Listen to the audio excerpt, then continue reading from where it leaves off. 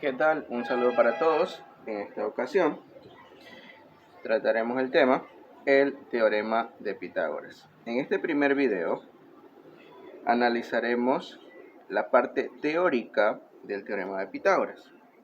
En un segundo video analizaremos y resolveremos distintos tipos de ejercicios. Empecemos. Introducción al teorema de Pitágoras. En primer lugar, debemos recordar que el teorema de Pitágoras es utilizado en triángulos rectángulos. ¿Qué es un triángulo rectángulo? En trigonometría se denomina triángulo rectángulo a cualquier triángulo con un ángulo recto, es decir, un ángulo de 90 grados.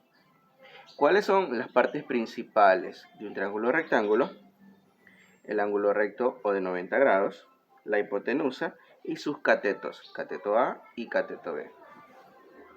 El primer paso para resolver ejercicios con el teorema de Pitágoras es identificar las partes de un triángulo rectángulo.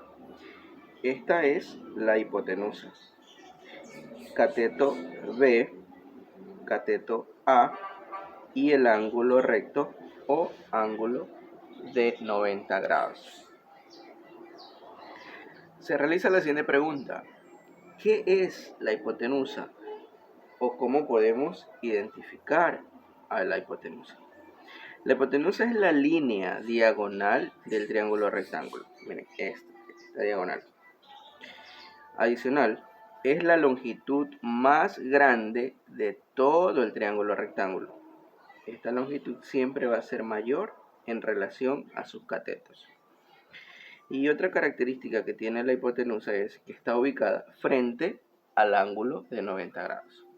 Aquí está el ángulo de 90 grados, frente a este ángulo está la hipotenusa.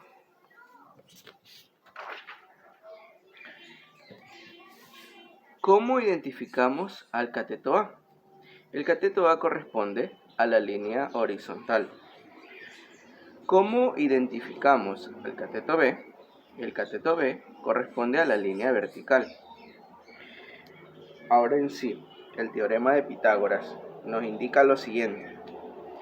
En todo triángulo rectángulo, el cuadrado de la hipotenusa es igual a la suma de los cuadrados de sus catetos. Y esta es su representación, su fórmula. Hipotenusa al cuadrado es igual a cuadrado más b cuadrado. De esta fórmula se despejan estas dos siguientes. Y se plantea la siguiente pregunta: ¿qué fórmulas se utilizan para calcular los lados de un triángulo rectángulo? Para hallar la hipotenusa, utilizamos esta fórmula. H al cuadrado igual a cuadrado más b cuadrado.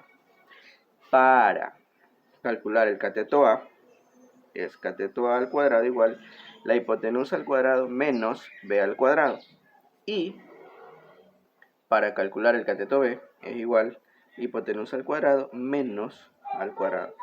Podemos identificar que únicamente cuando se trata de hallar la hipotenusa, el signo es positivo entre los catetos. Y cuando se trata del cateto A o el cateto B que tenemos que hallar, se trata de una resta. Pero que en primer lugar se ubica la hipotenusa.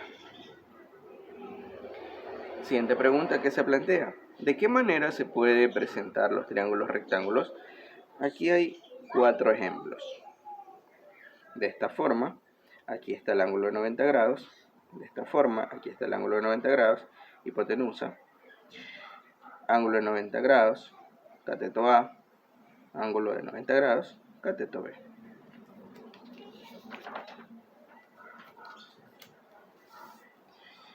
Adicional a las figuras presentadas, los triángulos rectángulos están presentes en un cuadrado o un rectángulo si los dividimos de forma diagonal en dos partes. Esto es lo que dice esta primera línea.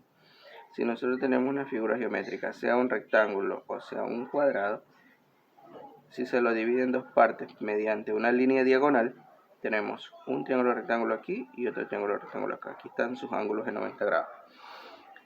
También en la sombra que se proyecta entre el sol, un árbol y el suelo. Aquí está el sol, aquí está un árbol, la sombra que se proyecta y el suelo. Aquí se forma un triángulo rectángulo. También, al ubicar una escalera con un ángulo de inclinación hacia la pared. Los triángulos rectángulos también están presentes en segmentos de varias figuras geométricas. Hasta el momento hemos dado únicamente la teoría. En el siguiente video explicaremos cómo desarrollar los ejercicios. Hasta ahí la explicación. Muchas gracias. Chao, chao.